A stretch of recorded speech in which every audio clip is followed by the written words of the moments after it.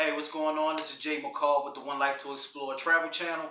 And today we're going to be talking about the 10 things that I feel like every first time international traveler should know.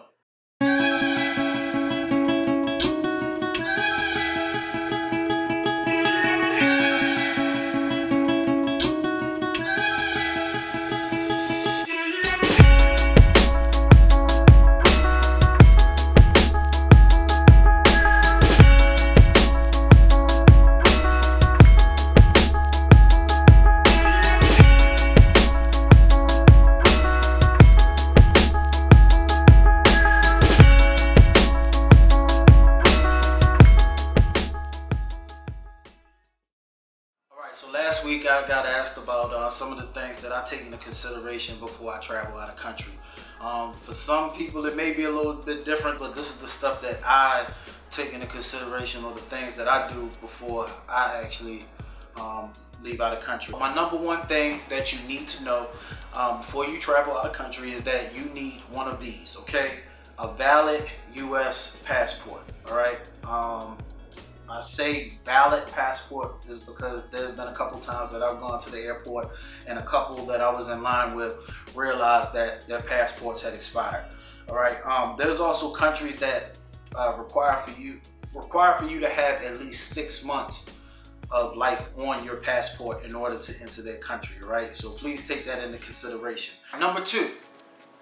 This is a step that I feel like a lot of people actually skip, or they don't even think about, but this is something that I do when I travel. Once you figure out where you're actually going to travel to, go on the State Department website, type in that country and just find out the threat level in that country, okay? When you type in that country, not only will the threat level come up, it'll show you what your passport requirements are, whether or not you'll need a visa. It'll let you know about vaccination requirements. It'll also let you know how much currency you can enter and exit the country with. Another step you want to take while you're on the State Department website, you also want to enroll in the S.T.E.P program. All right, the S.T.E.P program stands for Smart Travelers Enrollment Program, and this is where you can actually take your travel reservations and you can register with the U.S. Embassy so they know exactly when you're going to be in country, just in case there's a natural disaster or some type of civil conflict. They have record that you're actually in country, so this way they can assist you, possibly help to get you out of the country and get you safe. So number 3 on my list is flight layover time, okay?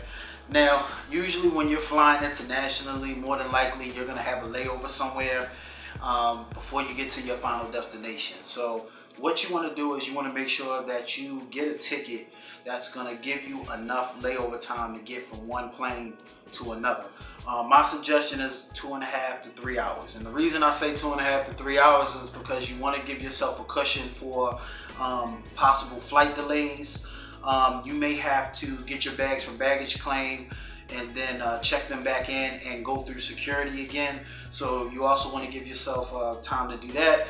You may be tired of flying. You may want to stop and get something to eat, use the bathroom. That 2.5 to 3 hours for the most part gives you a little peace of mind to where you don't have to rush and run through an airport just to get to your flight to go to your final destination, okay? Another thing is, a lot of times when you go on these websites, you'll see a ticket that's maybe $200, $300 cheaper than a lot of the other flights, all right? A lot of times if you look at the layover time with those tickets, they're about 45 minutes to an hour. Yeah, it's a cheap ticket, but 45 minutes to an hour, in my opinion, is a risk, okay? Say you have a delay, your flight is delayed coming in, and you only have a 45-minute layover. You're pretty much you're going to be sprinting through the airport in order to get to your plane. And like I said, Lord forbid you have to get your bags and recheck them. More than likely, you're going to miss your flight. So please make sure you give yourself about 2.5 to 3 hours for layover time, just for peace of mind, so you can take care of everything that you need to take care of and you can get to your flight. Number 4 on my list has to do with hotels and the area surrounding those hotels. Usually when I book my hotels, the next thing I do is I go on Google Maps and I find out where the nearest hospital, the nearest police station, and the U.S. Embassy is, along with restaurants and things to do. I like to know where all of that stuff is in that area. You can also go on Google Maps and look at the street view and kind of take like a virtual tour of the area, the street. So by the time that you get to your hotel and you're walking around, you kind of have an idea of where some of the stuff is that you're trying to go to. All right. So just remember: hospital, police station, U.S. Embassy, restaurants, beaches, all of that stuff. All right. You want to make sure that you know where all of that stuff is. Number 5 has to do with transportation. All right. Before you travel, you want to learn the best way to get around town. All right. Some places have trains and subways. Some places have taxi. There are even some countries that now have Uber. You just want to do some research and have a plan for how you're going to get around town, so you don't end up stuck anywhere. Okay. You also want to know this because there are some countries that have illegal transportation or illegal cabs, to where they try to get you to ride with them, but they charge you double what an official taxi would charge you. Okay, so just do your research before you travel and you should be fine. Number 6 on my list is currency. Usually when you go to another country, of course, you're gonna have to convert some of your US dollars to the local currency in the area. Okay, now there's a couple ways you can do that. Some banks actually offer that service to where they will take the money out of your bank account and convert that money for you, and all you have to do is go to your local branch and pick up the currency. You can also, there's also some online sites to where they will order the currency for you and have it, or you can wait till you get in country, and usually most airports they'll have a currency exchange area, or you can just use the ATMs in the airport. Number 7 is really important for my beach lovers and my people that like going to tropical areas and stuff like that. Before you book a trip, you need to know when the rainy season starts and ends in the country that you're going to visit. Okay, there's nothing worse than getting to a beach town and realizing that you're in the middle of a rainy season. Okay, you're not going to be able to go to the beach. The roads, which are usually not paved, are going to be muddy. You're just going to be frustrated. Okay, and not only that, you would have spent a lot of money just to sit in the hotel room because there's not a whole lot that you can do.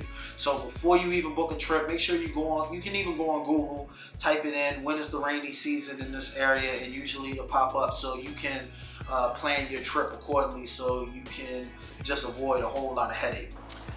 All right, number 8 on my list, make sure that you make copies of your travel documentation, whether it be your passports, your visas, your credit cards, hotel information, all of that stuff. You want to make sure you make copies of that stuff, put it in an envelope and give it to somebody that you trust, just in case you lose your information, you lose your wallet or something like that, and you have no identification, no credit cards, no passport. You at least know that there's somebody back home that has copies of all of that stuff, and they could possibly email you the necessary information that you need in order to get home or to get on a plane and stuff like that. So number 9 on my list, I am personally guilty of.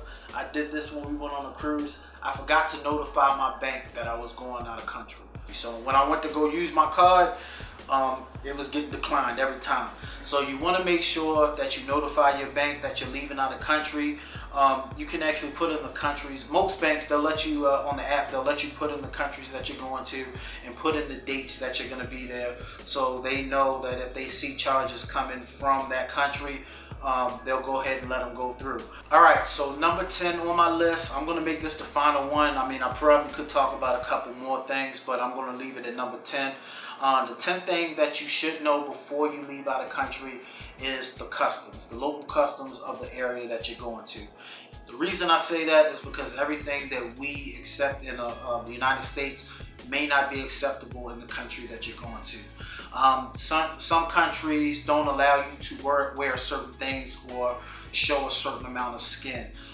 Some countries, they frown upon holding hands and touching and public displays of affection, stuff like that. So in order to avoid accidentally offending anyone, you want to make sure that you know the customs of the area that you're going into. All right, so those are a few things that I feel you should know before you travel out of country. I am going to leave the links for the S.T.E.P program and the U.S. State Department in the description below. If anybody has any comments or you feel like I missed anything, please add those to my comments. If you have any questions, feel free to inbox me. This is Jay McCall with the One Life to Explore travel channel. Y'all be safe out there.